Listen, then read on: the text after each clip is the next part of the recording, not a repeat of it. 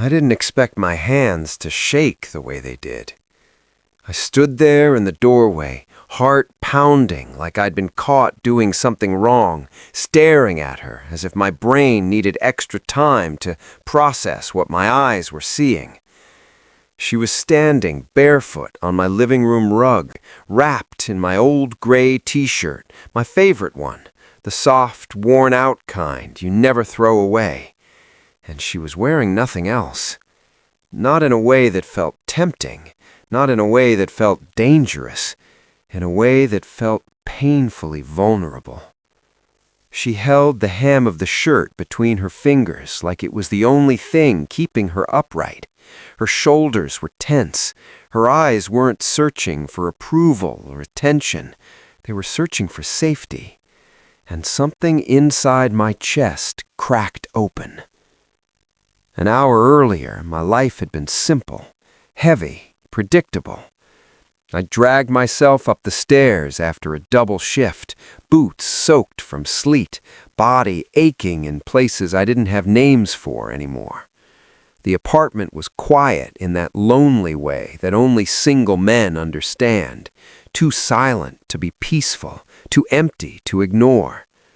I tossed my jacket over a chair, loosened my shoulders, and told myself I'd heat up leftovers and fall asleep to the TV like I always did. Then came the knock. It wasn't loud. It wasn't confident. It sounded like someone asking permission just to exist. I remember thinking I should check the peephole. I remember thinking about all the reasons not to open the door. But my body moved before my brain could argue. When I pulled it open, she stood there, shaking, soaked through, hair clinging to her face, mascara smudged like she'd already cried too much. "I'm sorry," she said fast, like she was afraid I'd shut the door mid-sentence. "I don't normally do this. My car broke down, my phone's dying, and I didn't know where else to go." Her voice wasn't dramatic. It was tired, broken in the quietest way. I saw myself in her then, not literally, but the feeling, that moment when pride dies and all you can do is ask. "You're freezing," I said. "Come in." She hesitated. That hesitation mattered to me. It meant she was careful. It meant she wasn't reckless with trust. When she finally stepped inside, relief hit her so hard I could see it in her shoulders. I handed her a towel and pointed to the bathroom, suddenly very aware of how small and unremarkable my place was. "I'll make tea," I said. It felt like the right thing to say. When she came out wrapped in the towel, she looked even smaller, fragile in a way that had nothing to do with size and everything to do with exhaustion. Her hands shook so badly she almost dropped the mug when I gave it to her. "My name's Claire," she said. "Mark." We sat there in silence, steam rising between us. No pressure, no expectations, just two people breathing in the same space. She told me pieces of her night, not the dramatic details, just the weight of it. A job that drained her, a relationship that ended that morning with more silence than anger, a drive taken for the wrong reasons, ice on the road, fear she hadn't planned for. "I feel stupid," she said at one point, staring into her tea. I didn't rush to fix it. Men are taught to fix things, but some moments don't want solutions.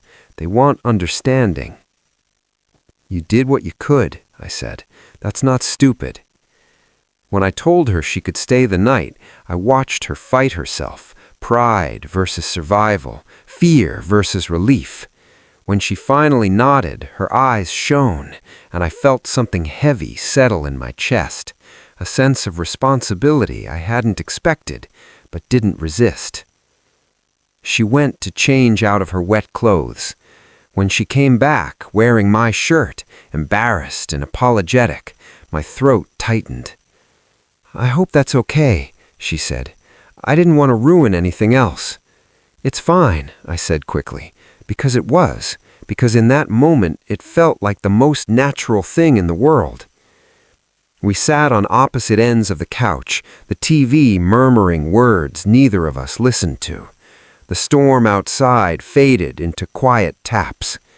She talked more, about moving to the city, about feeling invisible in crowded rooms, about how tired she was of being strong.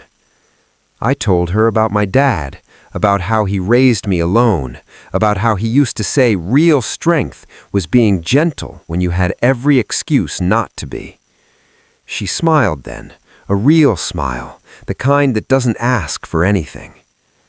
Later, when she insisted on the couch and I took the floor, sleep didn't come easily.